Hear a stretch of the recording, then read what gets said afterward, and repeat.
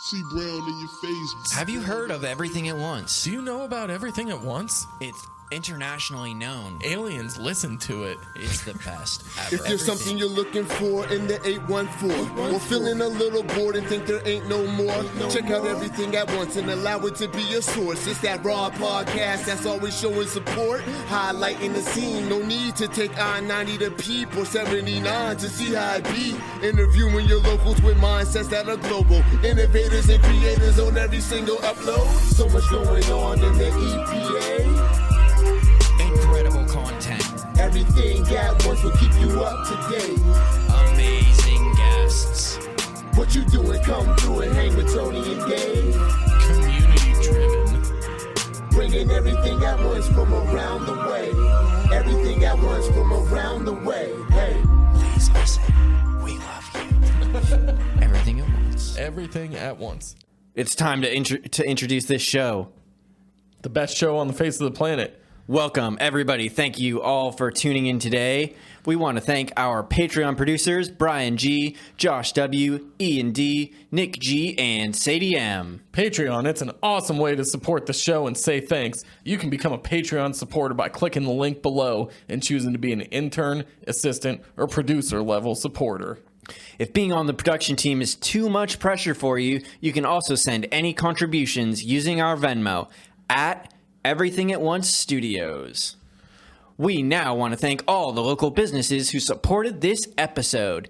These businesses get the Everything at Once stamp of approval and are critical members of the Everything at Once community. We couldn't do it without them.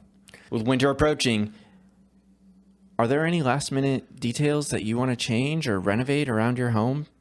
I might, but you know who to call. Yeah, Ghostbusters! No, Tony. No, not Ghostbusters. Solid State Construction. Oh, yeah. Solid State. Yeah. Duh. Solid State takes pride in all their home remodeling projects. Solid State specializes in bathroom remodeling, kitchen renovation, window and door installation, custom design work, and more, including painting, flooring, drywall, sidewalk, decks. Get your free quote today by calling Nick at 814-397-7854. Solid people, solid product, solid state construction. You know, Tony, with all these renovations from Solid State, I think we might have kicked up some bad energy around here. Yeah, oh yeah. Luckily, we know just the people to go see. I know it this time. It's Ghostbusters. No, Tony! Our friends at Cauldron and Thorne! Wow. I feel really dumb right now, and I can't believe I didn't think of Cauldron and Thorne, the world's largest witchcraft and metaphysical shop, with everything a person needs to channel the spirit world. Practice some self-care. Find enlightenment. Curse your enemies. Protect yourself from your enemies. Bless your friends. Cleanse your space from negative energies. You can check out all the magical wares available at for these different practices we all love and enjoy at Cauldron and Thorne, 2724 West 8th Street, or online at cauldronandthorne.com. This week, we have an incredible guest for you. Welcome, everybody, to another incredible episode. Today, we got Lone Sav chilling with us. He's fucking doing some incredible shit. He's got music out there. He's been making digital art. He just had a awesome display down at Feed for not their like grand opening. It's not quite the Eclipse stuff yet, but it's a grand opening, right? Yeah. It was pretty sweet. Me and Dave went down there. We checked it out. We kind of ran through it. We didn't really have as much time as we wanted to because we had another place to be, but it was really cool. I enjoyed it a lot. Can you tell us a little bit about like what inspired that? Yeah. Well, so like how the show came about in the first place is there's a nonprofit organization in New York City called the Simons Foundation, and the Simons Foundation has a lot of they do a lot of science-based things and stuff, and a lot of science-based grants that they put out. But for some reason this year, with the Pathototality, they were really interested in mixing the arts with science because art is like a really strong way to reach the public. So they reached out to a number of teams. I want to say like 10 or something like that, of a trio of curators, artists, and scientists all throughout the path of totality. So everywhere from like Austin, Texas, all the way up to Erie, PA, to create a science project based around the eclipse that would inform and excite the general audience about the eclipse. It's pretty sweet.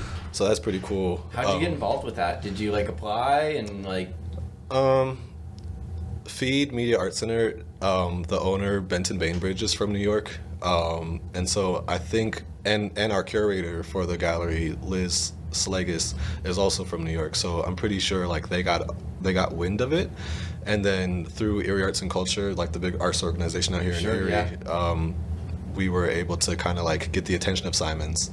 And then I think I was approached by like Feed or something like that, and we started writing a grant from there. Awesome. Yeah. That's really cool, and that allowed you to work and do all the stuff that's going on down there. Feed's such a crazy thing that's going on right now. I am really happy that it's happening. Benton's been on the show. I've talked with Liz a few times, and Erie Arts and Culture, they're all doing a great job to like really make that art community kind of thrive around here. And I feel like it hasn't really had a good home for like a long time. Yeah, it's definitely been a while. I mean, like too, like I'm only 24, so like I haven't gotten to see like, you know, like what the art space could be, like what the art environment in Erie could be. But as I've been in here, I've definitely seen it change what seems to be for the better. And like it's definitely changed more towards something that I like to be a part of, you know? It's like it's getting like younger and more hip as opposed to like, you know, just fine art and, you know, like old people stuff. No, I totally feel you, dude. I totally feel it.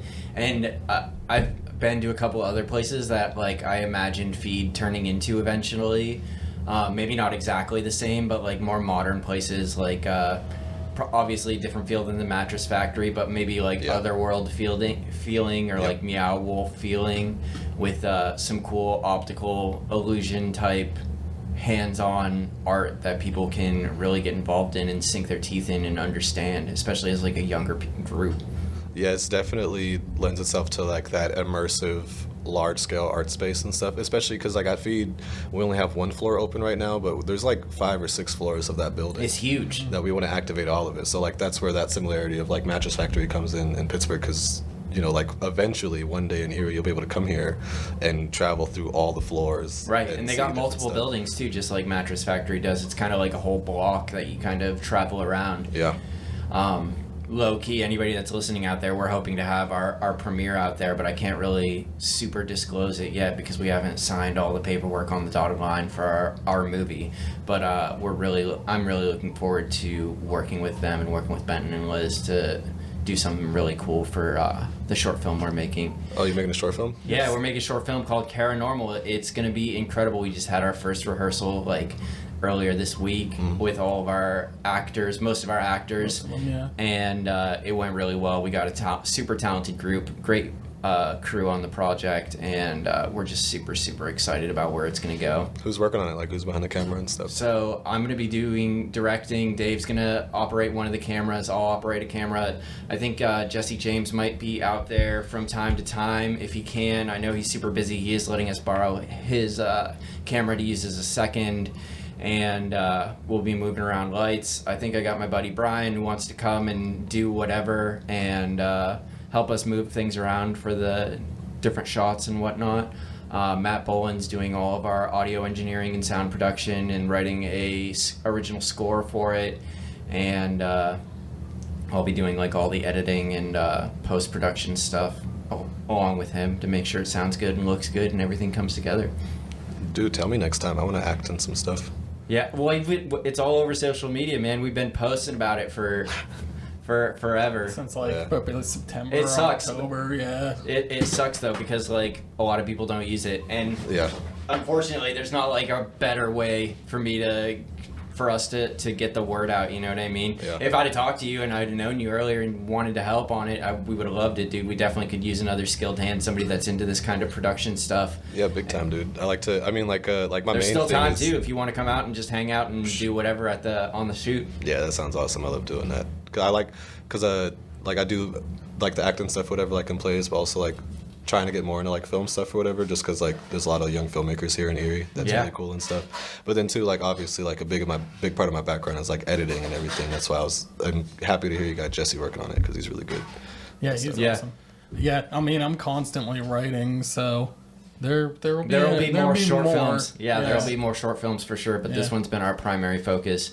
We've crowdfunded like $3,500 to put towards the production. Thank you, so, everybody. Yeah, thank you all who have contributed, and we're gonna sell more tickets once it gets closer towards that time.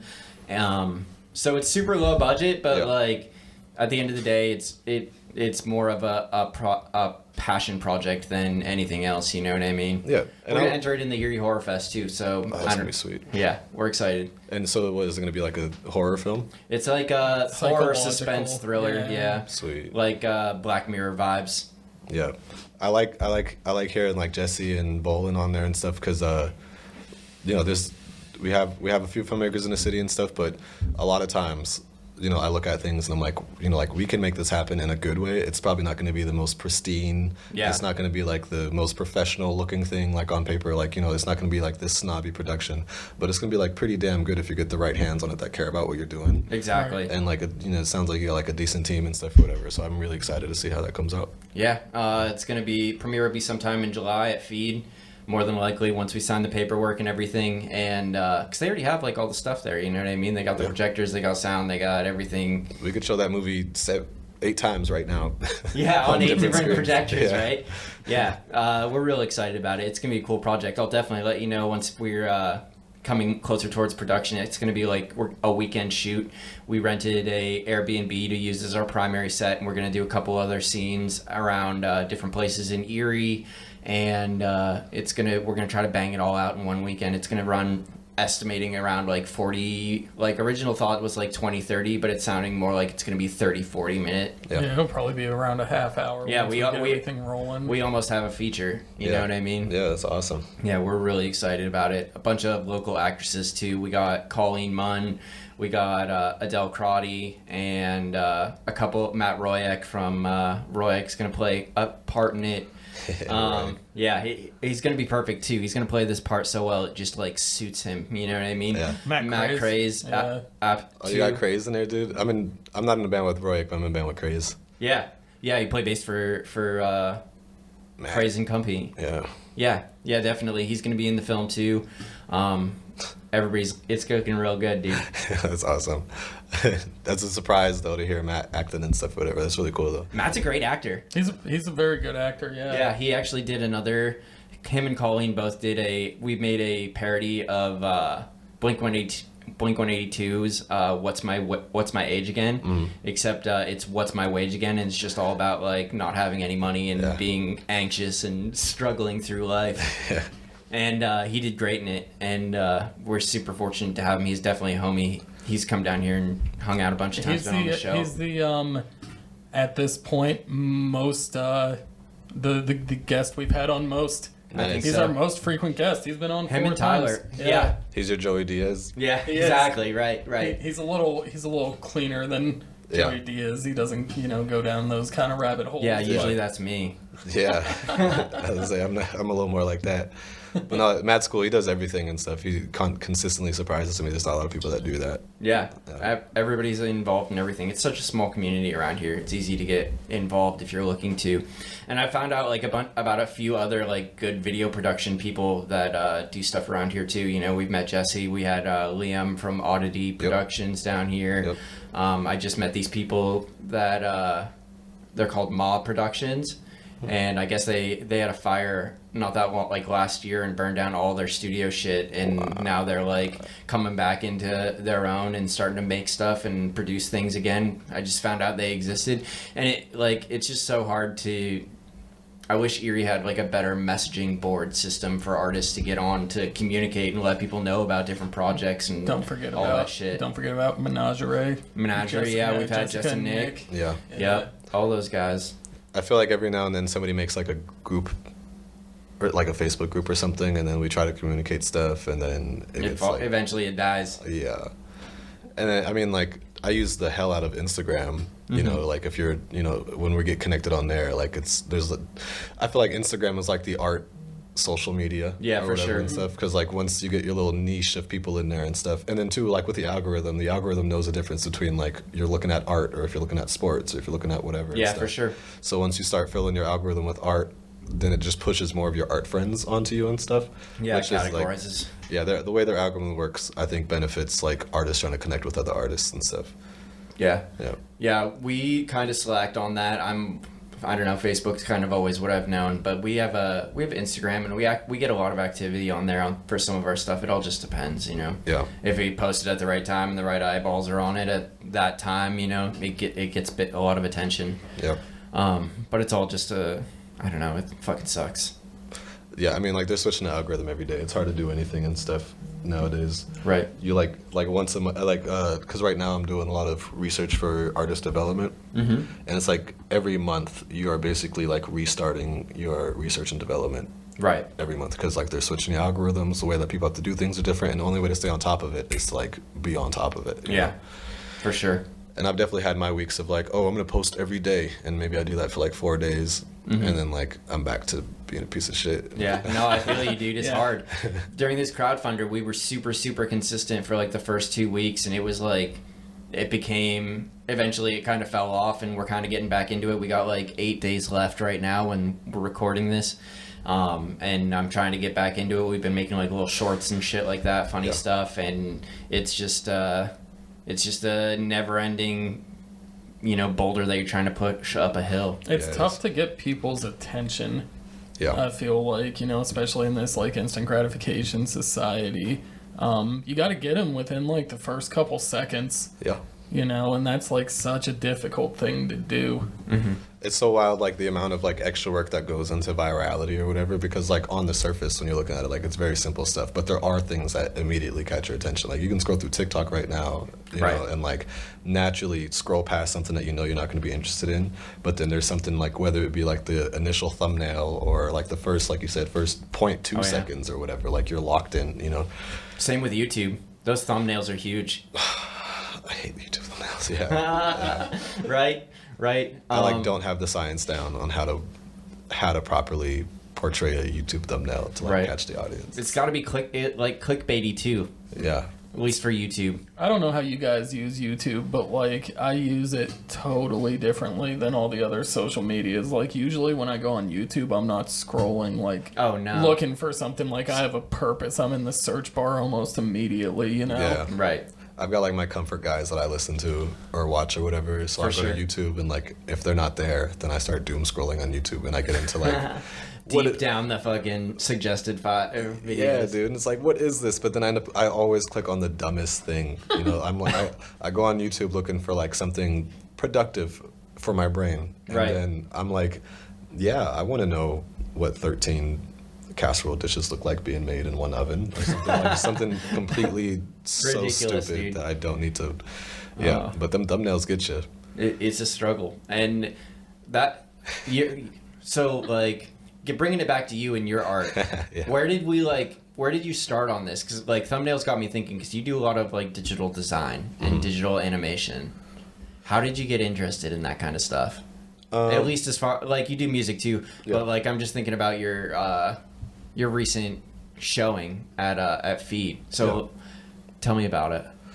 This where I'm at now kind of came from, I think when I was like 17, I started doing music videos, and I was really inspired by like Lyrical Lemonade, like those kind of guys and stuff. So I would shoot these videos, and then like I would like, you know, do like frame by frame editing, you know, like really hard stuff. And I would do it like the hard way back then, because I just had like some silly little laptop and stuff. But I really fell into that, and I was shooting videos for like 2 years, and I was known for like shooting like, well, I was going really hard for 2 years, and I was known for like shooting videos and like having like, you know, like the industry effects and like bringing them to the city and stuff or whatever. But like with just like the economy and with the way that I ran my business myself and everything, I just got burned out eventually, because I would put in a lot, like hours and hours on like special effects that were special to me, just for someone to be like, oh, I don't like that, throw it out, or, you know, Oh something my random god, and that's stuff. the worst. So eventually, specifically, there was this video that I did a lot of these like cutouts where like it's like the person's gonna be here in 2 seconds, but before they show up, I'm gonna like take a cutout of them, and before that cutout actually appears, I'm gonna like swoop it on the screen, so like it looks like they kind of like teleported like Yeah, to where they are now. for sure. And the guy had me take out all of those. And like that specifically probably took me like 3 or 4 hours, and so I was mad about it. So I took all of those specifically and just layered them on top of each other and created this piece that just was like flashing and like morphing and stuff. And I just took that and I posted it to Instagram. And then Benton saw that.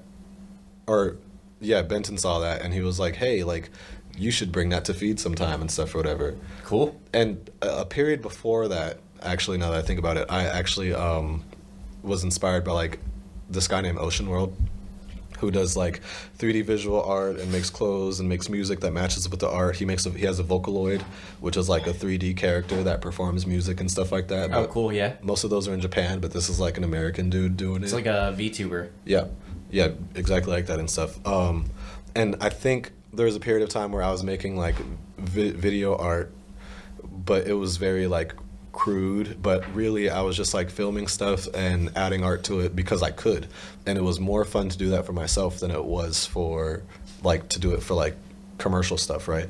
And then around that time is when I made that piece or whatever, because I was still doing a bit of work back and forth, and then Benton saw it and I was able to get into some stuff or whatever. That's awesome. Yeah. So what are you using to do your editing on? If I'm doing video editing, I use Premiere Pro and After Effects for like certain stuff. After Effects sounds like that's. I don't have Adobe. I have Adobe Lightroom and Adobe Photoshop, but I Yeah. don't have After Effects or Premiere. I just use DaVinci because it's free. I'm gonna get the studio version for it, but there's a lot of things that you can do with After Effects that are really fucking cool. Oh yeah, dude, get the Creative Suite. Tell them that you go to school. They're not gonna check. Yeah. And it'll be like $20 a month for the entire suite, and you'll have all of that, and you'll have Adobe Audition and like for like recording stuff too and everything. Yeah, It's that's a pretty good sweet. idea. I don't know. I try not to cheat it. If I'm gonna get it, I have to pay for it. That's just like my own personal shit, and I don't fault you or anybody else who uses the student shit or the workarounds or the cracked versions. Yeah. Like, I wish I could do that. It's just like a personal thing for me right now. Well, I might be a student soon, so we might Yeah, have a Dave, loophole. Yeah. There we go. I'm self-teaching myself 3D. Yeah, and we I'm a were all student. like students, you know what I mean? Yeah. I might not be in school, but I'm in YouTuber University all day, you know what I mean? Yeah, no, it's okay. You can knock me. I'm a huge advocate of like, if you can get it to work, make it work and stuff. You know. No, definitely. And the thing is that I could pay for it, Yeah. you know? Yep. So if I could, if I can, I should. If I was like unable to actually do it, then I would definitely do that, you know what I mean? Yeah. And then aside from After Effects and Premiere and stuff, when I'm doing like the 3D art that you see now, that's all like Blender. Well, it's actually all three of those. It's like I'll model and simulate and all that kind of stuff in Blender. Then I render it out as like individual frames. Mm-hmm. Is Blender its own company? Yeah. Okay. Blender's an open source software. I'm not sure what company is like Okay. behind that or whatever and stuff, but it's like a free software. I know I used to fuck around with an old animation system, like a 3D rendering software, but I can't remember who makes it. It's a big one. And they started out doing like drafting and AutoCAD type stuff. Okay. And then they moved into like animations. I can't remember what it's called. I took like one class when I was in school. about Like it. Cinema 4D or Maya or something like that. Maya. Houdini. Okay, Maya. Yeah. There's a bigger company that owns Maya though, that has like a whole production suite, like kind of similar to Adobe. Yeah, I'm not sure who owns that. Yeah, I don't know. It I doesn't stay really away from matter. them. They're terrifying. Yeah. What I was saying about the NPC stuff, that's me on Blender. It's like I've learned Blender. I'm doing Blender. Yeah, that's it. I can do what I want with it. Like I'm just gonna use that stuff or whatever. Unless sure. I get hired by like Apple and they want me to learn something else, then we can figure that out then and stuff. Yeah, I feel like most of the softwares are pretty similar once you get the basics down, and you can kind of figure out other ones pretty easily as long as they're like halfway decent. Like there's really not that many good ways to do different like animations or video editing and all that shit. Yeah. Yeah, it's all just learning how like that specific thing works and stuff. Yeah. And so you animated all of those videos. How much time did that take you? Oh god. I mean, I worked on a project for 8 months. Holy shit. Yeah, I believe it. That shit was incredible. Now that the show opened on time and everything, I can admit that I like probably did the last render like 2 days before the show. But those were more so like after setting everything up, just being like, hey, I think I need this, I think I need that, just hurry up and, you know, render something out real quick and stuff. But if I would have rendered everything at once and just like hit render on my computer, it would be going for 2 months. Holy shit. God Yeah. damn. I did like all the math and stuff. There's like, Do you have like a nice editing computer now, or are you still on the Beat laptop? oh, hell no. I have a built PC. I got a 3080 in there. Yeah, me too, actually. i9.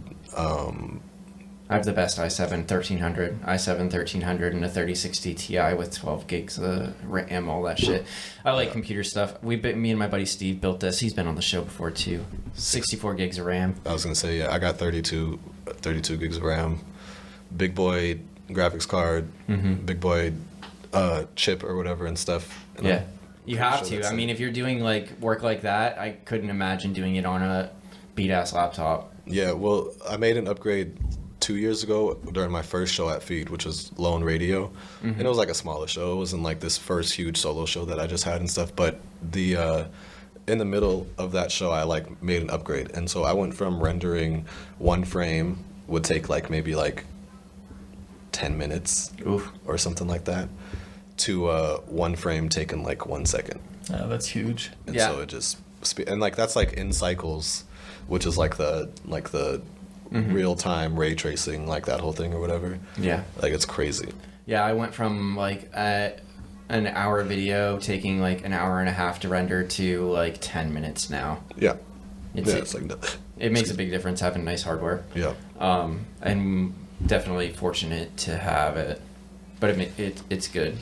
And is there any particular piece that was super special to you? I know which one I kind of like the last one the best in I there. did The too. black The wall. black hole. Yeah. The piece that I think I like the most is well, I guess I have three different reasons. The first piece that has like all the characters and the loners and stuff in it, I really like that because I built that whole like world and environment and stuff, and like that like took a whole thing. Like I like a bunch of nerd stuff that doesn't matter, but like I did a bunch of nerd stuff on the computer that like gave us that whole world, and like the creatures and animating the creatures, making them run around, and then controlling the camera and stuff. Like that specific piece, I really felt like I was like curating a world that like I built from scratch. Like that gave me like that feeling more than any of the other ones did. You think you leveled up when you made that? Oh, for sure, yeah. I was like, I felt like a wizard. I was like, Yeah, I oh my love those god, I can moments, do dude. this. Yeah. And then the blue goddess. She was like the second to last one. Yeah, that's Altera. I really like her just for her design, as well as like the way that like I set up the camera to film what she was doing and stuff. Just extremely proud of her and like her design and like how she came out, because all these characters are like from scratch and like they're completely original. Like we didn't have any, like I didn't have anything to build them off of and I stuff. thought they were mythological characters. Oh yeah. But like we came up with all of them on our own and stuff. Like the you know, design of them and stuff like that. Yeah, I Yep. got you. But they were based off mythological constellations and whatnot, right? Oh, those are. Oh, so yeah. I guess I didn't get into that. So like we made our own mythology. Oh, okay, cool. And we came up with our own goddesses and stuff, and Dope. we tried to use inspiration from other mythologies to like kind of dictate how we made the mythology and stuff. So like, for example, the first chamber is the goddess that represents red giant stars, and red giant stars have been around for the longest. They're huge, blah blah blah, whatever. So she's like very wisdomful and has seen a lot, and so she talks Maternal about that like energies. in her part. Yeah.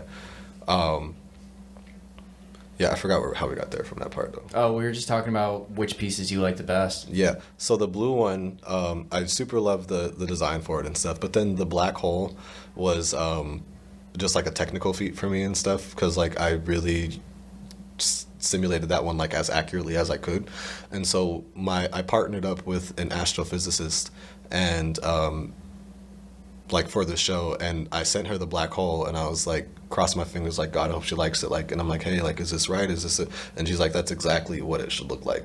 Hell yeah. And I was like, hell yeah, like hands up and stuff or whatever. So like that was pretty sweet. Yeah. So for those three different reasons, like I like the first one for the amount of work that I put into that one. I like the blue one for the design of the character and just like having these be like originally made and like being like, damn, like we made something that looks that good from nothing. And then the black hole, I'm proud of just because, like, I mean, like the scale and everything, like, Yeah. this really, really works, I think. Yeah. Yeah, it was huge. It was a great way to end the like walkthrough. You know, it kind of the whole gallery kind of carried you through from different scene to scene, and that was a cool way to end. And that's like it goes along with like the lifespan of a star. You know what I mean? Yeah. I think that was another big part too. Is like because if I'm not mistaken, and any astrophysicist can shoot me if I am. I'm All pretty. you Don't astrophysicists do out it. there listening. No, don't do it. I'm pretty sure that stars are like all on the same like lifeline or whatever and stuff. Like I'm pretty sure stars start off as a blue giant, and then as they die, they give birth to like new type of stars, or perhaps turn into like a different type of star. So like throughout a star's life, it goes from like blue giant to like yellow star to a maybe, red like star, a red giant, and or then blue dwarf, I think, finishes it off, and then they explode. white dwarfs. Yeah, sometimes white dwarfs implode. Sometimes white dwarfs will suck energy from another sun. Sometimes two stars will just get so close that they explode and create a neutron star and stuff. But I'm pretty sure from like doing the whole show, I think one of the realizations I had was like, oh shit, like these aren't different types of stars. Like these are just the same star, like in Different phases of its life. Yeah, which is interesting. Yeah, absolutely. Yeah. And it sounds like you kind of applied that into the different stars, you know what I mean? You gave the red star kind of that maternal figure because it's been around the longest. Yeah. And then like the largest piece of the show was our star because like that's the most recognizable to us and stuff, and so she's just describing like a lunar eclipse, but it's like so scaled back that you're seeing it from space and you're like, oh wow, like that's Yeah. you know, kind of what we're gonna see here on Earth in a little bit and stuff. Right, I'm really excited for the to be in the path of totality. Oh Yeah. yeah. I took the day off work. I'm gonna take some cool pictures. Hopefully, I'm gonna try to anyway. I've never got to photograph an eclipse before, so Yeah, dude, you go for it. You should come to our event. I want to. We'll Where's be it in at? I'm- Feed? it might start at Feed, but I think we're gonna hold a viewing party in Griswold Park, which is Across the street. right across the street and Yep. stuff. We'll be passing out free solar glasses. I think we'll have like music and food, maybe not music, but like food and vendors or something like that. Don't quote me, but it's gonna be like an event and a thing and stuff. you know? Yeah, I think I'm gonna try and walk down because I guess traffic is supposed to be like unbearable for that weekend, and I'm not super far from that area. I wouldn't take my car out the driveway. Yeah, no. They're I'll- saying like 200, 300,000. I don't believe People come. 300,000 people, I'm but actually- 200,000. That's still like I'm actually gonna camp in my friend's yard and rent this house out for that's such a good idea. $2,000 to whoever. Yeah, dude. Why wouldn't you? Right? Right. It's such an easy come up. I really want to. Just We have join two, Airbnb now. we have 2 cats and a dog, and the dog I'm not really worried about camping out in the yard, but Yeah. the cats might be a little rough. you just gotta tell them that they have to deal with the cats for 2 days. Yeah. Yeah, I don't know. I don't know if I trust them to deal with the cats though. It'd be like $1,900, but you feed the cats. Yeah. Yeah. Right. So Feed you the love cats. discount. Don't Yeah. let them out of the house, you fucking dicks. Yeah. Or maybe I'll just rent the treehouse out back and charge $1,000 for that and set a tent up on it or something. I don't Yeah. know. Make them stay out there. I got one cat and she's my life. Yeah, right. She's my world. I couldn't imagine. Like I know how you feel. Like, oh, I care about my cats. Like that's Yeah. Right. Well, Can't leave it with a I love stranger. my cats, but like if anything ever happened to my girlfriend's cat, like it would be bad news for me forever, and for her it would just be a devastating blow. Yeah. Gideon's Gideon's a street cat. she'd be fucking okay. I feel like she'd be okay no matter what. You know Yeah. what I mean? She's from 23rd and Ash. Ripped her out of the fucking gutter. Nice. She's still hood as fuck, and she'll be fine regardless. But Gomez, I get worried about because he's Celinda's fucking baby. right. Yeah. But I like that. yeah, we can't have that. We gotta find a place for him so that we can make that come up and fucking. This is the quick money grab scheme of the fucking decade here. Yeah. Yeah. Right. For real. These don't come. They only come. When's the next time we're in totality? Probably like 100 years is the only opportunity I got at this. Something Yeah. crazy. Like my friends 2 doors down, they have an Airbnb that usually goes for $99 a night, but he said he already booked out the eclipse for like $1,300. That's what I'm saying, dude. That's Like, what I'm that is saying. some increase. There's Yeah. this like fucking Quality Inn or like, you know, up by the casino, Red Roof Inn. It's a Red Roof Inn. So it's a Red Roof Inn, and they're usually like $87 a night, and they're going for like $600 that weekend. It's just out of control. That's still cheap because I saw somebody posted one of the hotels, and they're like, oh, it's gonna be like $1,300 to stay in a hotel around this time and stuff. Yeah, dude, I feel like easy $2,000 to stay in a whole house. Yeah. That could help fund KARANORMAL. an art project, KARANORMAL, or another art project. Yeah, something like that, dude. It would. I mean, $2,000 is a big difference in a lot of shit. It's better than $0. Way better than $0. $2,000 can be a car if you really wanted to. Yeah, right. Fuck. But enough get rich quick schemes. I am really excited about the thing. I'm going down to Griswold Park. There's a bunch of stuff going on all over the place too. Seems like Frontier Park, Perry Square is gonna have shit. I'm sure there'll be something down at Dobbins Landing. I feel like that's like gonna be the most ridiculously packed fucking place on Presque Isle. Presque Isle. They say don't even dude. go to the beach. You know, don't even drive to the beach. Unless you live in like Frontier and are gonna ride your bike. Like I'm staying the fuck away. Unless you have like I think this is the time. Like events like this is when it pays off. I'm sure it pays off all the time, but around an event like this is when it pays off to have like a fancy realty property, like one of those like waterfront places, like lake houses or whatever, or like the houses that sit on the water in Presque Isle. What do you call that? Like the houseboats? A houseboat. Yeah. Great time to have a houseboat. You just look up, it's the eclipse. You're surrounded by water. That's probably going to be super cool. Oh man, the water is going to be doing some wild shit, especially if it's smooth. I also thought about going out to Lake Pleasant because it's super smooth, and I'm hoping I can catch like some like reflection shots, you know what I mean, off the water, because I feel like the lake in the bay is going to be way too choppy, even like because there's going to be so many fucking people on boats, plus like there's just normal movement. It's just not smooth enough to catch a good like reflection picture like it would be out at Lake Pleasant. I just hope we have a good day. That would suck. Oh my god, like if it's fucking cloudy and something, shit, that would be critical hit, dude. I'm done. That'd be a super critical hit. It wouldn't be as critical a hit when we're done talking about money, but yeah, it would suck for the people coming here. Yeah, but for the people that pay $2,000 to rent my house.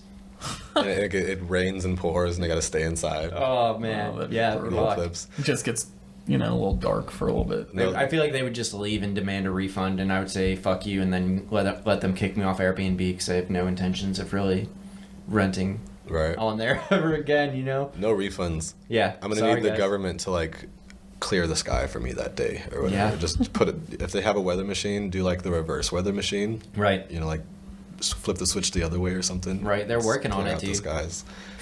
Get them out of here. What were you saying the other day, Dave? They were flying glaciers up into the sky? No, not glaciers. They're dropping like how they do with chemtrails, or how they do with chemtrails. With jets, they're like putting ice into the ozone layer to try to get it to capture greenhouse gases, and then it falls back down to Earth, and it's supposed to, help with the heating of the planet. Right. So NASA, government, all you people, CIA, FBI, all the people that are listening to this podcast, don't fucking do that this day. Don't do it. Do something else. Don't do it on the eclipse day. You can do it today. I don't give a fuck. Call off work. Yeah. It's the eclipse. Call off work. Right. I'm not going in. Yeah. I feel like that'd be a super dangerous thing to do, to be flying a plane while the eclipse is going on. Maybe not. You could put it on autopilot and fucking close your eyes or something. That's actually very true. I wonder if the airlines are like taking into account the eclipse and like. I mean, maybe they don't care. In the like, dark all the time. Yeah, I was gonna say like maybe it's just gonna get dark for a little bit. But like, do you think that'll affect like?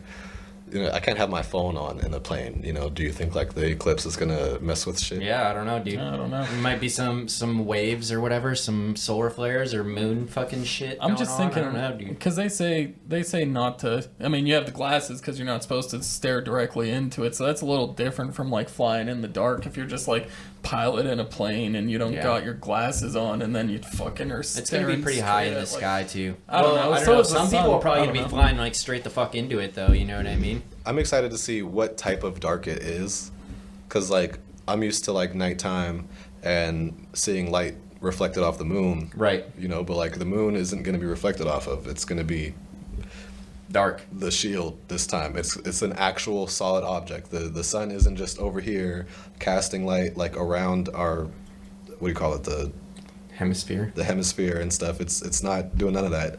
it's literally being obstructed from view from this huge thing in the sky and stuff. Yeah. I wonder like what type of dark we're gonna get from that. There was one back in the 90s.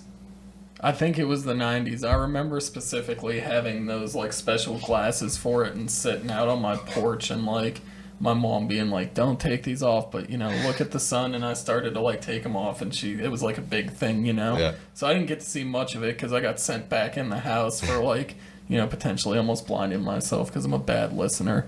But I remember it being super cool. Yeah. There was one not that long ago that I remember. We weren't in Path of Totality, but like 2017. Yeah, 2017, and I took pictures of it with my phone using like 6 pairs of sunglasses. Not 6, but like 3 pairs of sunglasses like stacked up on top of each other, and my phone looking through one of the lenses.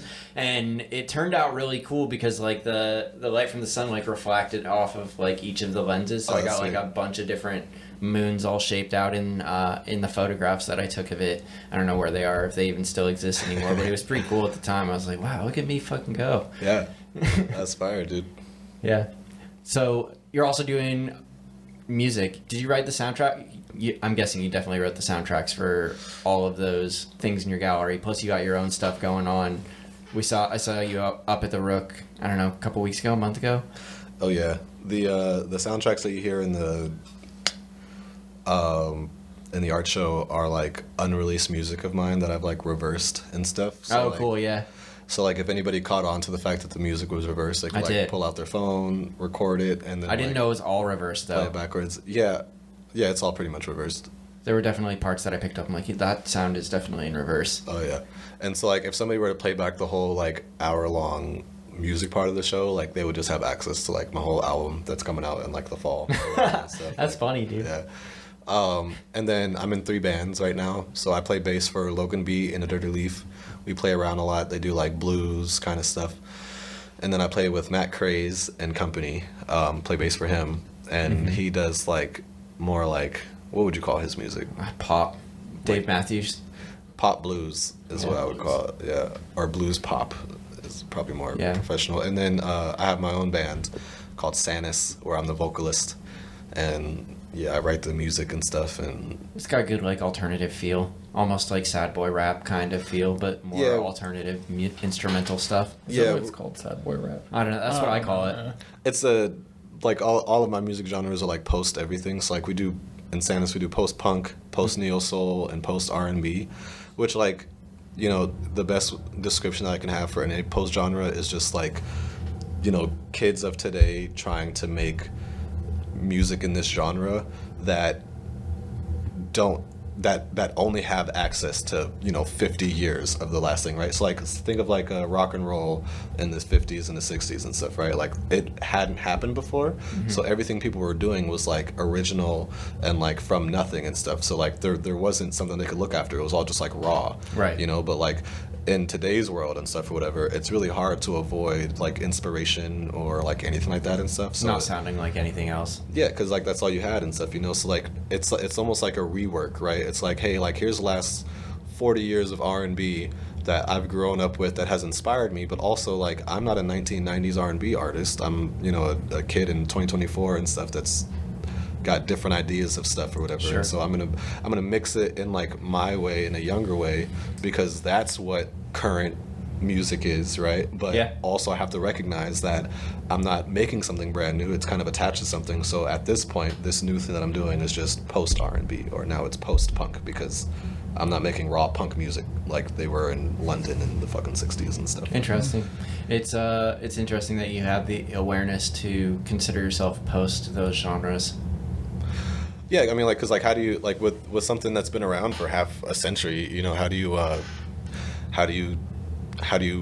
make a new original track, you know, like how, how is it possible for me to like make a new jazz song that hasn't been played before anyway, type of, you know, whatever, without listening to it at some way or whatever, you know, like I feel like the post also gives you a little bit of freedom to say like, yeah, we're like this, but this is like the next, or the evolution, or the next part, so that way it doesn't have to like be the same. You know what I mean? That's a huge cop out for me. Like, just like, if you guys don't like this, by the way, it's post. So it's not punk. Yeah, not for everybody. Right. Well, it almost reminds me of, like, I don't know how much you guys are into literature, but like the jump from like modernism to postmodernism and like the mid 20th century. Just building off of what the modernists built, but going into slightly different directions. But they already had the groundwork laid down for them. That's what I think of. It's not modernism and then some new word, because we're not rebuilding anything, but we're just trying to switch things around a little bit that works a little bit better and stuff. But I like that analogy a lot. It was cool. I enjoyed the show a lot. The music's good. Thank you. You play bass and you play piano? Yeah, I play bass and piano. Trying to play a little bit of drums. I took cello lessons for a while, but couldn't continue them because they're very expensive and stuff. But for the most part, it's piano, bass, and a little bit of guitar. Right. I'm trying to learn piano, and I'm trying to learn how to play like drums, or at least make drum tracks on the pads and stuff like that. Which, after like messing around with it, I feel like it's just a lot easier to clean it up with my mouse. You know what I mean, as far as like drum tracks go. Yeah. Oh, I mean that's what everybody does. I mean, if you get like Logic or Pro Tools, you can just quantize, which is a function. You just tell it like, hey, I want you to line these things up to the nearest 16th or 8th or whatever, and then you're good to go from there and stuff. But everything kind of snaps in where it's supposed to, and it's easy to make things last as long as short as they're technically supposed to. Yeah.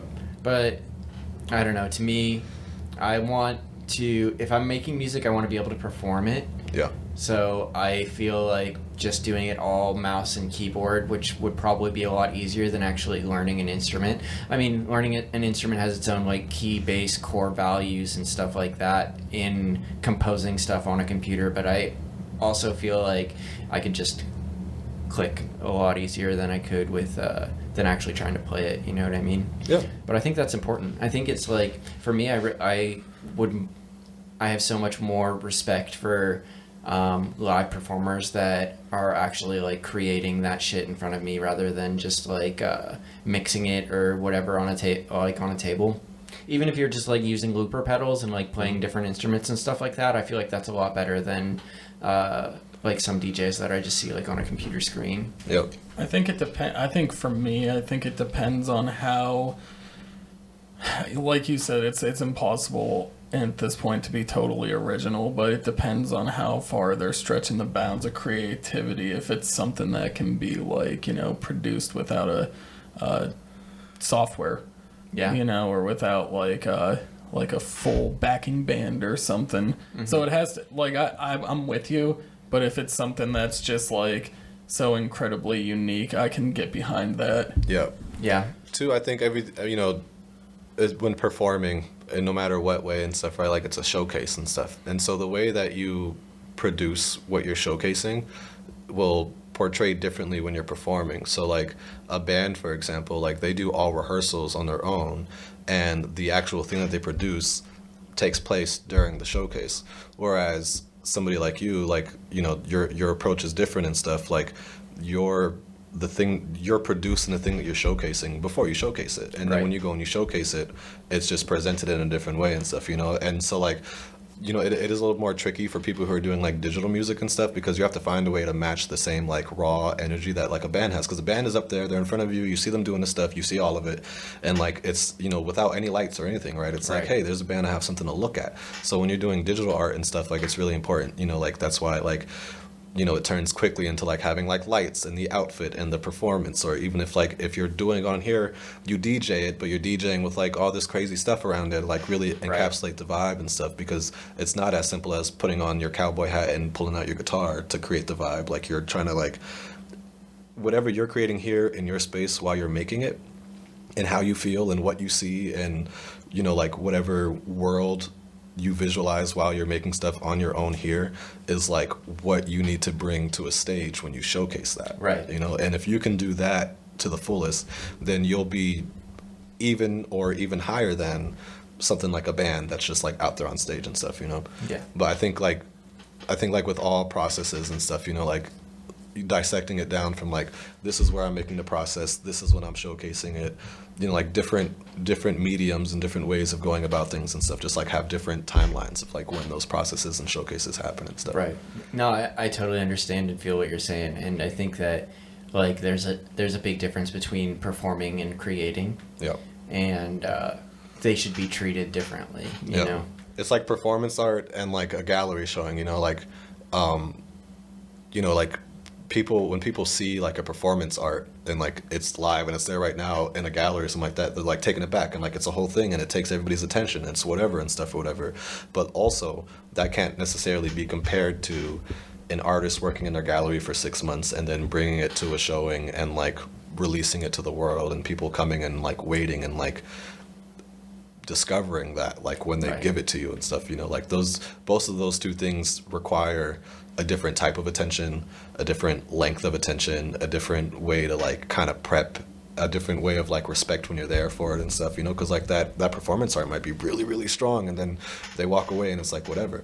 But your digital art or a gallery show or whatever, it's like it might be like a slower burn when they're in it, but like someone can buy this piece and take it home, or somebody can go home and listen to your music that you've recorded, whereas they might not necessarily be able to do that with like a live band and stuff. Exactly. You know? So like there's just so many, and I know I sound like a nerd. I'm not trying to mansplain it. No, it's great. I love it. I'm just talking about it because I love all the ins and outs that come with like music and art and like all that different stuff. Right. You know? No, don't. That's why we brought you here, is to talk about this kind of stuff. This is what we're interested in too. You know. I think too, like, you know, like the difference between like going to the theater and going to like the movies, you know, the cinema. Like you could go to a theater and see a bunch of incredible stuff, but you can go to the movies and get all the special effects that just cannot be duplicated in a live theater setting, and both of them are equally valid. Like you can't just like blow someone up on like screen, can you imagine you know? if they did that in theater? They like... do some. I went to one Broadway play a couple of years ago, and it was Lion King, which is like super basic fucking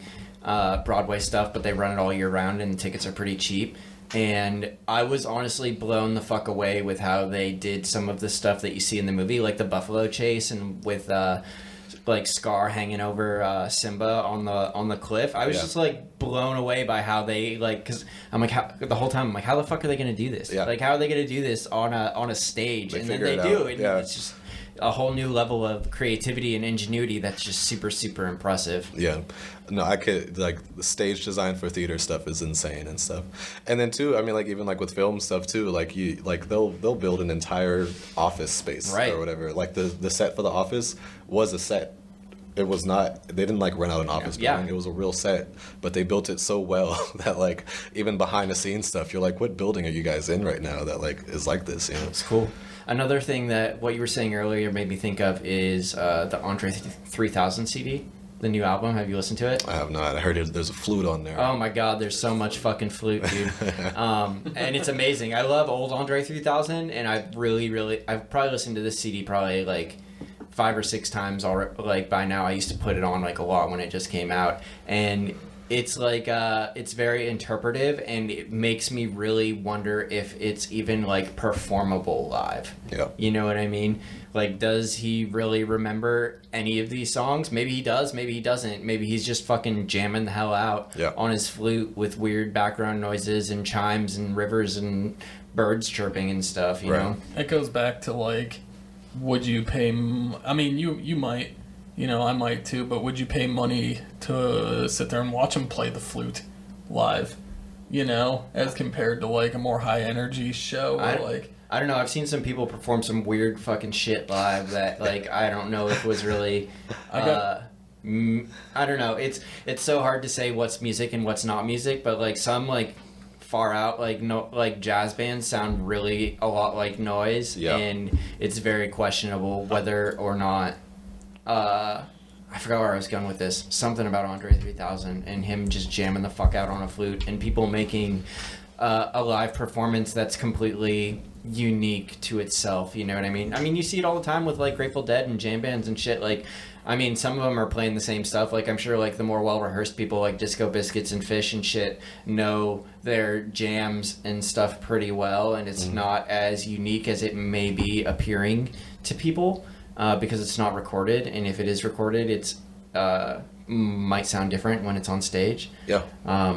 which all has its own creative and uniqueness, and I think adds like its own special value of like a one-time thing. You know what I mean? Yeah. Like I feel like if I went and saw Andre 3000 performing this CD, it might not sound anything like the actual CD, but it might still be fucking awesome and still carry the same vibes and shit. I'm gonna show you, and obviously not while we're on the air here, but I'll show you guys this video my buddy sent me, and it's fucking incredible. And it's like this, I think she's like Ukrainian or Russian or something like that, but it's music, but she just makes animal sounds, and she makes these animal sounds so goddamn well. Like, Actually, Dave, do you remember this old plan? This is what it's making me think of. We were actually going to have an episode where Dave performs Romeo and Juliet. it wasn't Romeo and completely- Juliet, it was Othello. Othello, strictly in bird calls, in bird noises. Yeah, Nice. That was the peak of my creative genius, and much like, you know, how long it takes to render something, it is quite a fucking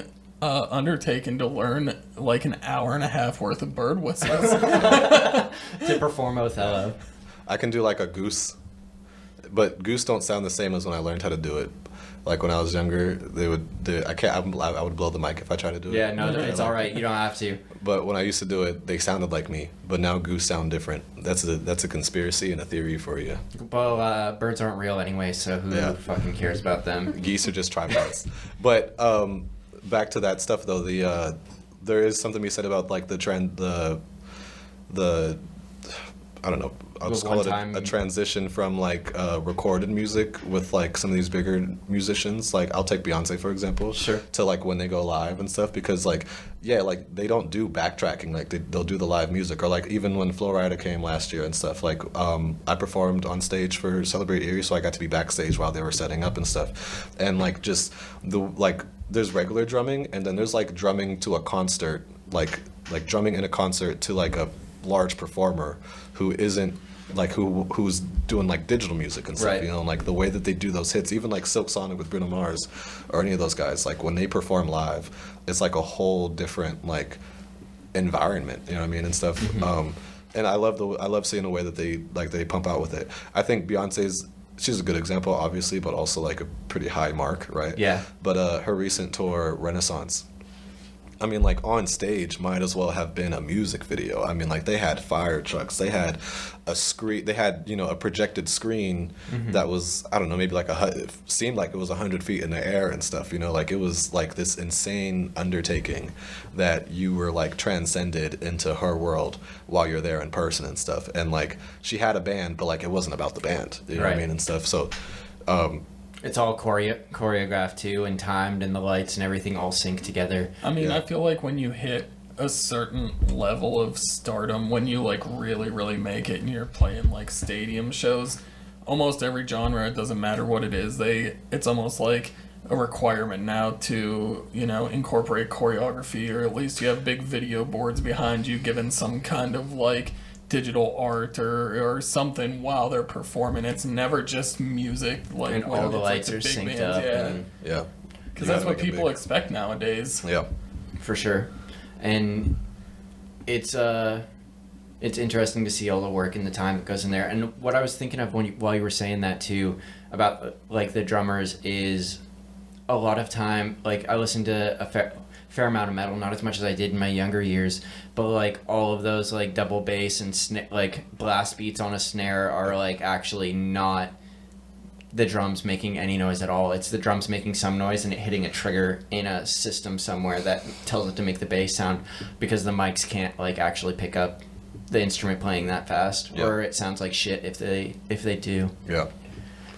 But there's ways around everything, and like there's ways that you have to change production when you're doing more technical or difficult or challenging, or maybe those aren't the right words, but when you're doing different type of shit, it takes a different type of tool to create it, you know? There's like, you know, like obviously there's levels to shit, but then like as you rise to the levels, there's like new ways to maintain those levels and do different things and stuff, you know, like performing at like a local bar versus performing like on the Erie Days stage. Right. Is just like a different world. You know what I mean? It's like entering Oz and stuff. Just when you're dealing with a larger production team, lighting team, sound team, and stuff, like people that are getting paid probably like $40,000, $50,000 to be there, and they have like $100,000 worth of equipment that you have access to, compared to when it's like, hey, come to our small bar and you bring the stuff. Right. You know what I mean? Like, it's just, you have to learn how to navigate all that stuff. Right. The same goes into film too. You know what I mean? Our production is going to be a lot different than what you're going to see at like a big studio in Pittsburgh, or even at like Menagerie or Oddity or anywhere in Hollywood. Is going to be a lot. They have full lots, just hundreds of hands and on tons deck, and tons of lights and things moving around, and like super high end gear that costs like more than this house does. And it's all stupid. I'm such a I don't know if you want to call it like anarchist, probably the wrong word, but like I'm like super anti-establishment. I'm anti-maximalism, especially like in the film world and stuff or whatever. Like when you got people with camcorders and DSLRs that can create quality things, when you have cameras like the Sony like FX3 or whatever, even just the Sony S3. Oh yeah, S3 too, or S2, A7S2. There we go, A7 3S. Or even just like the A7 III that has an insane amount of like low light capabilities and stuff, to where you can damn near shoot in like natural lighting and stuff. Like the cameras that we have access to as consumers, and with writing and just a bit of creativity and stuff, you can create the world. Like if they can go do Paranormal Activity to make millions of dollars with like literally the cheapest of cameras and just like setting them up the right way, right, having like a solid writing and script and like setup and everything, then like we can go and do anything with the cheapest of shit. Like I do not need to rent out a $100,000 camera to film my film to make it look any good. Yeah. I need to make sure like we can film this bitch on an iPad, not even an iPhone. We can film this on like an iPad from 5 years ago. But if I have good actors, a decent scene, somebody paying attention to costumes, somebody paying attention to like like smart lighting and stuff like that, whatever, like we can make something look amazing. Right. And then you'll see somebody with like a $150,000 setup create shit, like bad acting, bad writing, it's like the money went to the wrong place and stuff or whatever. Like we're worried about the wrong things there, like get a couple lights, get a decent camera or whatever, and go shoot something. You know what I mean? I don't think anybody needs anything higher than a Blackmagic 6K. And like if you need anything more than that, get like a couple of them, so you have like B and C cameras and stuff. But other than that, get you some Blackmagics at the highest, get you a couple lights or whatever that don't flicker, and call it a day and stuff. You might have a little bit more moving around and doing a little bit more like this and that and stuff or whatever, but like nobody needs like a truck all the time for all this stuff. Like the amount of times that I've been a part of something where like we've pulled up with a full truck just to like shoot 10 minutes of something, where it's like, dude, we could have like slapped down the tripod and everything. Now, where things do get, where I recognize and will accept things to get a bit more complex is like with sound, right? Like, we need to get room sound, we need to have boom mics and all that kind of stuff, whatever. So between sound and like taking lights a little bit seriously or whatever and stuff, other than that, I think, at least some of the stuff that I've seen, I think a lot of people are doing like a bit too much. Yeah. And I'm committed to that. Well, for our production, we have my A7 IV over there. Yeah. Jesse's gonna let us borrow a Lumix DC5, I think. Okay. And I have a boom mic, a nice Audio-Technica boom mic that was like $200. We have a little mixer that's portable that we can bring to capture all the sound. Nice. And we have that light over there, the big tube light that changes colors, does all that shit. This smaller tube light over here, and that little square one over there, which I forgot to turn both on, and I can control all of them from my phone. We have a bunch of tripods. I have a drone too. I was gonna say you have a drone. You can get all of your establishing shots, because like regular scene in the house, whatever, blah blah blah. But then if you like start that scene off with just like drone footage of the street leading to the house, you're like $10,000 above everybody else. Quality, yeah. And it's a sick ass fucking drone. It's a drone. It's a DJI Air 2S. It's got 2 cameras. It shoots fucking beautiful 4K footage. It's amazing, dude. And then you have the gimbal, so you have everything you need. Like couple tripods. Seeing people set up like a whole track thing. Oh my god, yeah, that right? Really only does this for to maybe move like a $100,000 camera that weighs like 1,000 fucking pounds that a person can't carry by themselves. It's like, dude, get out of here. Like, I understand that there might be a specific look to the type of angles and movements that this camera creates, but like, just learn how to do that. Yeah. Like just like learn how Have to the recognize physical that. dexterity to do it with a DSLR. That's not 1,000 pounds. Especially when you have something like a gimbal that knows how to recreate some of those things. It will do like the processes that you want, especially that one has like the knob and everything. Oh, yeah. Yeah, it does everything you want. Yeah, that's what I used to shoot the Treehouse series on. Nice. Well, I use that camera and I shoot the tree, put it on the gimbal and do all the cool shit in the fucking Treehouse That's why I was series. confused. I was like, these are the Treehouse guys. Yeah. Because I have another podcast tomorrow, like Okay, everything cool. lined up, and I haven't saved either of your numbers yet. So I'm sitting. That's why I was like, wait, which one's which? When are we doing this? But I could have sworn somebody was the Treehouse guys. Yeah. But nobody said anything about a treehouse, and I was like, what the fuck? Yeah, Treehouse is not great during the winter. It's not cool when there's no leaves on the trees, because now you can just see my fucking neighbors instead of making it look like we're actually like.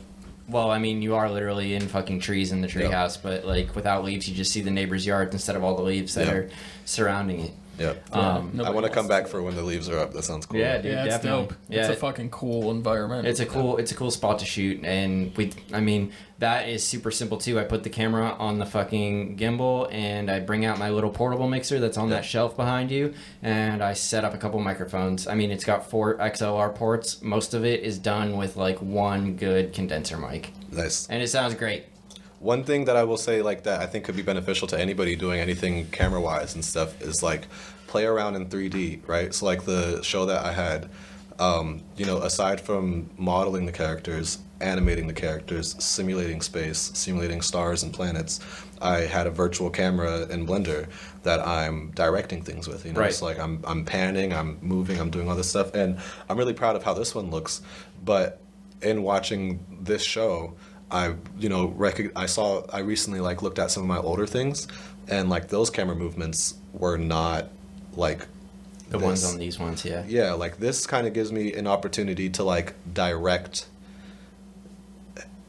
It gives me like a full sandbox to direct however I want to. You know what I mean? Like you can move the camera anywhere you want to. It doesn't weigh anything. Mm-hmm. You can change the aspect ratio. You can change the The zoom, the magnification, all that shit. Yeah, the f-stop, the depth of field, like That's cool. I can like the lowest lens that's in the world that's accessible is probably like 1.8 f-stop. I'm sure they have smaller, but like I can make the f-stop 0.1 in Blender, which is like a crazy camera that like doesn't exist. But like like some of those like larger scales where I'm like in space just like zooming in from like a wide or whatever, like I could never have imagined that before doing stuff with Blender, stuff that we can't even play with now, So like now when I do camera work, I just shot a video earlier before I came here, I'm thinking about some of those extra movements that I've had in practices or whatever about like the angles that I'm going in now, because there are like how your gimbal has pitch, swivel, and whatever. Yeah. That's it. Yeah. You know what I mean? Like that's it. And you have your x-axis and your y-axis and your z-axis, and like that's all you need for film and stuff. I started off studying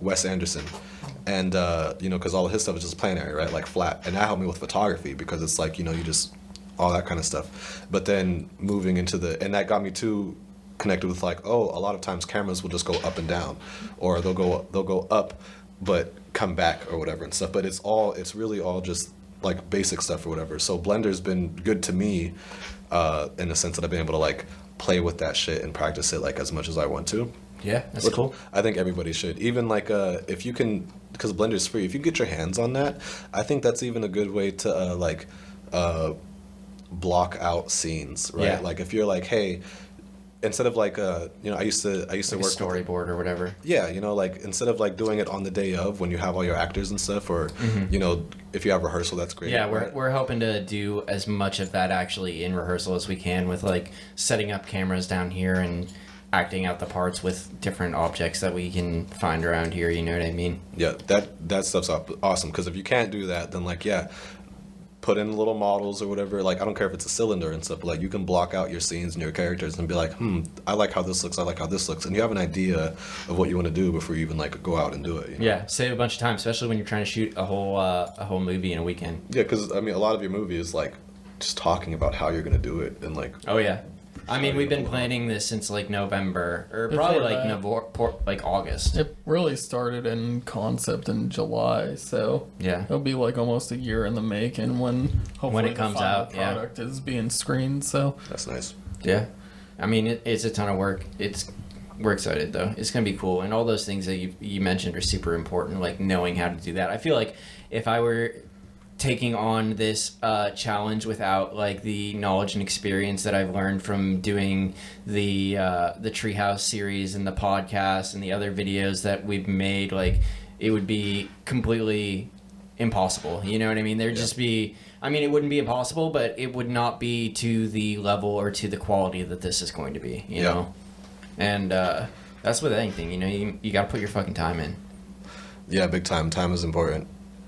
And I mean, it's cool to sit down with people who are like artists that aren't like I said, like I love seeing all versions of art and, you know, everything and stuff. And like when we strip all of us down and we take away like your podcasting or my art or this or that or whatever and stuff, like we're all just like people creatively trying to make something happen. You know, like I'll kill myself if I have to go like a fucking 9 to 5 or like some dumb stuff like that or whatever. But like I'm willing to spend 12 hours making art or making music or whatever and stuff, you know. So to be in an environment like that is really awesome. Yeah, Kitty. Oh, yeah. That's our studio manager, Gideon. Studio manager, nice to meet you. Yeah, she's impressed. she doesn't come down here unless she likes what's going on. Yeah. She's a good girl. Yeah. Don't fall off the table. She's quick, dude. She's a good cat. She makes sure that we are like fly and bug free all the time. Nice. Yeah, she's a good girl. But yeah, dude, it's all about creative and it's all about like finding that purpose and that drive. And I that's like end game goals is to not work a 9 to 5 anymore and just make content and videos and record shit. And hopefully get there eventually. Otherwise, I mean, my 9 to 5 is pretty fucking cool though. I hate 9 to 5s. I can't do it. I mean, I made a commitment a couple of years ago that excuse me. A couple of years ago, I decided like this is what I want to do, and I kept having stints where I would make good money, you know, like doing videos or whatever and stuff, and I could pay bills, and I was like living with a girl at the time, and I was able to like pay my half of rent and everything, and stuff would be cool. And then the winter would come around, I'd get really poor, I'd have to get a job and all that kind of stuff. But I think like maybe like last year or something, like I made the hard commitment that like I'm not doing a 9 to 5. The closest thing I have to a 9 to 5 is like DJing at the Rook on the weekends and like being available for that. But that's a fun job, and I get to drink for free. It's not really a 9 to 5, but like it's a struggle, you know. Like this last art project that I did was a $10,000 commission for the show. But it was an 8-month project. I got half up front, half later on. The biggest thing, and it's for like any artist and stuff, you know, is like when you are an artist and you're committing to this or whatever, like you can do it for sure, 100%. But you have to have like a nest egg and stuff, you know. Like if you don't have that nest egg for when things go down, like you're gonna get swallowed up and stuff. So like on my personal example and stuff, like I got my 5K up front. I had to go out to New York and meet with my collaborators. I had to, you know, do all this stuff. New York's very expensive. Sure. So within like 3 months, my $5,000 was eaten up with something that should have lasted me maybe like 4 or 5 months, right?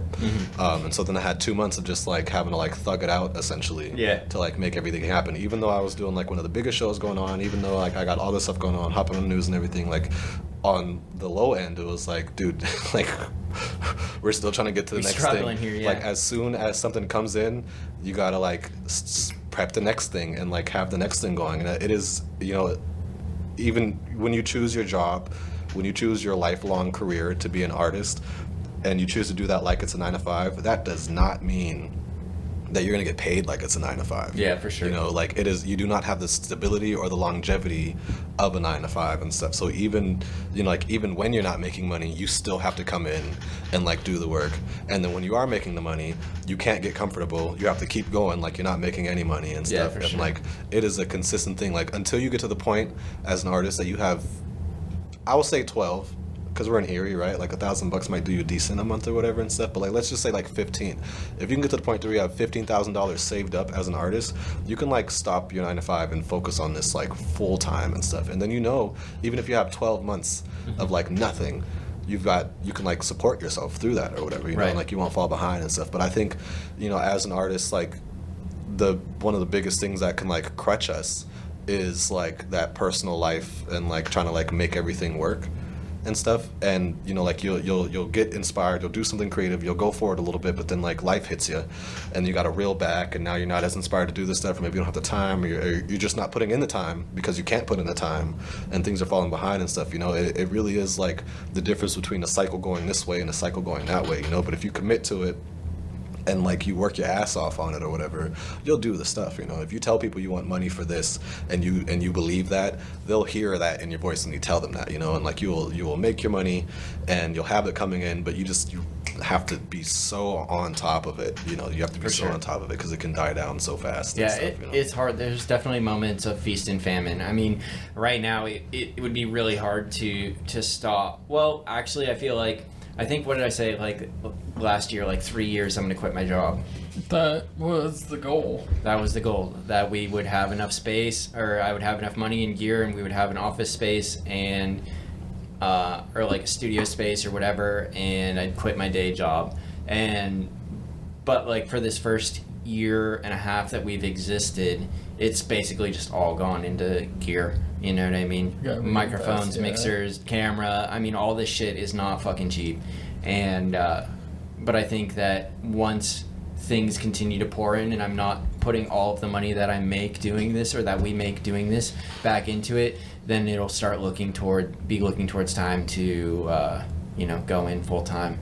And two, like, that takes us back to like different processes with different things that people are doing and stuff. You know, like I recognize that like doing like your podcast stuff and everything, it's not going to be immediately profitable because you have to build an audience, you have to build equipment and equity in the stuff that you own and everything and stuff. But when the coin does turn, it's going to turn very well and stuff, and you have longevity and you've got like consistency and everything, and it's going to be, you know, really helpful and stuff. Whereas like the stuff that I'm doing is like, you know, like I might be creating art that's a bit more like profitable faster, but also like I have to like, you know, build up and like I can make a piece later this year that sells for $15,000 in Miami, but like if I don't make another one right after that, I'm not going anywhere, you know what I mean, and stuff. Right. So like that takes us back to like the differences and like how we have to kind of like navigate these different things, you know. For sure. I couldn't tell you guys to like function the way that I function because it would probably destroy you, the same way that I can't function the way you function because like I wouldn't be doing anything, you know what I mean, like I wouldn't be making any money right now, I should say, and stuff, you know, like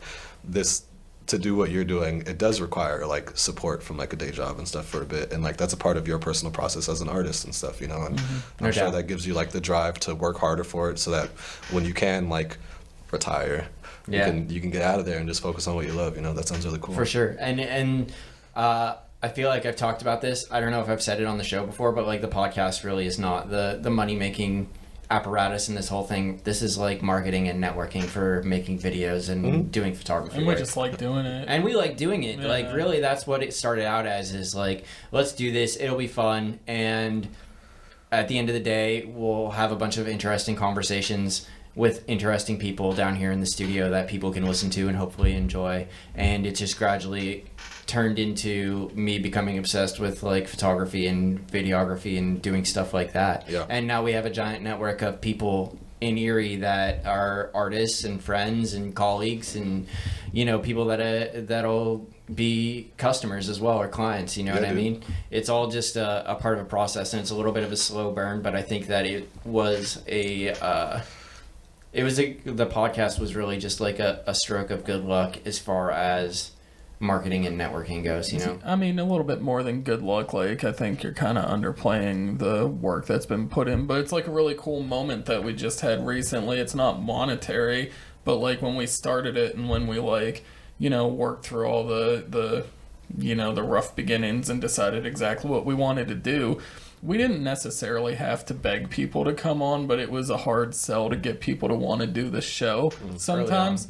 And then just this past week, we're like, hey, we're looking for guests, anyone interested? And we got loaded up all the way to June. To June, like, yeah. within, Literally like, today. a half a day, from you know? one So, post. like, it's a cool feeling, you know? Like, it isn't always, like, the money, obviously. Unfortunately, we live in a society where it's just fucking unnecessary. You need it. But, like, I like those moments where, you know, you can, like, see the growth as like a individual artist, collaborator, what have you. Yeah, So, money's money, dude. If I can work my behind off and go stand in front of someone's cash register and stuff and be okay with taking their money from that and stuff, whatever, I should totally be able to like work my behind off for something I care about and love and like receive money from that too. And I think that's part of what's gonna like why you guys are really set up to like do extremely well and monetarily, because like this is something that you naturally like to do and that you're gonna do and that you're committed to, that nobody has to pay you to do it.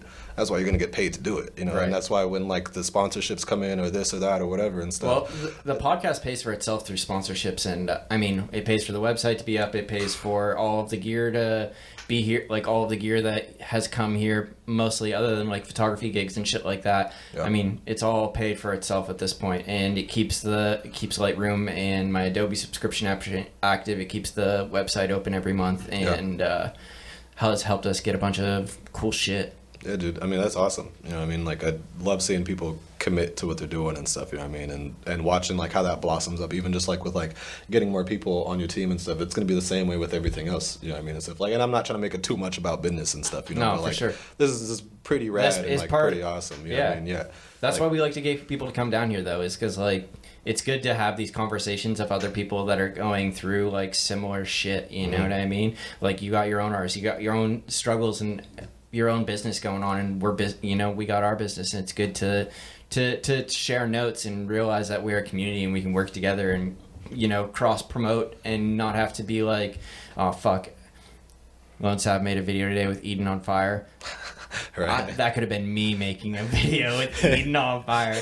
No, it's not about that. Like, I'm happy for you, you know what I mean? And it's good to, like, not have that kind of rivalry, that toxicity. Yeah. Like, if I was fucking all pissed off and shit and, like, let that keep me up at night, I'd just be failing as, like, a human being. Yeah, you wouldn't be doing anything with yourself. Yeah, dude, fuck. Dude, I'd be too busy being pissed off, and everybody would be like, wow, Tony's such an asshole. Nobody's gonna fucking work with him. Yeah. You know? It's cool to link up with fellow creative minds too, and not just like creative minds, but creative minds that are putting those ideas and thoughts into action, because that's it's a totally different, and there's nothing wrong with people that don't do that, but it's a totally different type of person and grind and mindset than someone who does work the 9 to 5. So we just really like, you know, talking with people that share the same kind of like, you know, personalities. It's like two blue-collar workers from different warehouses, like, nodding at each other and being like, I understand. Respect. You know, like when people start producing with their art and stuff, like, we all kind of have, like, that same, like, slight look of despair or whatever of, like, oh, yeah, bro's been through it, trying to make this happen or whatever, you know, like, and that can be very redeeming and stuff, like you're saying and stuff, you know, like, working with other people that you know are, like, working as hard as you are at what they're going for and stuff, whatever, can, like, kind of make your journey feel a little bit less silly as it can feel sometimes, you know? Yeah, no doubt. Yeah. Well, dude, we've been going for a while now. I think it's about time to wrap it up. Thank you so much for coming by today and hanging out and having awesome conversation. Oh yeah, thanks for having me. Yeah, we'll definitely see you around Erie and probably at the Eclipse thing and shit. Yes, sir. This will probably come out sometime. I don't know, maybe it's next week in the future in the alternate reality when this is actually going to be released. So Yes. Couple weeks. It's released now. now, yeah, released right At this now. moment that It's you're out. watching it. It's yeah. already out. Yes. It's happened already. But this has been dope, dude. Thanks for coming by. Thank you to all of our sponsors, all of our people who support us on Patreon, everybody who has bought a photography gig or a video gig, all that shit. You guys are amazing, and thank you for letting me do the things that I love. And thanks for supporting Alex at all the shit that he loves, and Dave the shit that he loves. It's fucking amazing. We couldn't do it without you, for real. Go watch KARANORMAL. Go watch KARANORMAL. Yeah, When it comes out, go buy tickets to watch it. It's out now. Technically, it's out now. At some point now. If you're watching this a few months down the road, it's out now. Yeah. Either it's not out yet or it's out. You tell us. Leave a comment below. Yeah, put a comment down there. All right, peace out, everybody. We love you.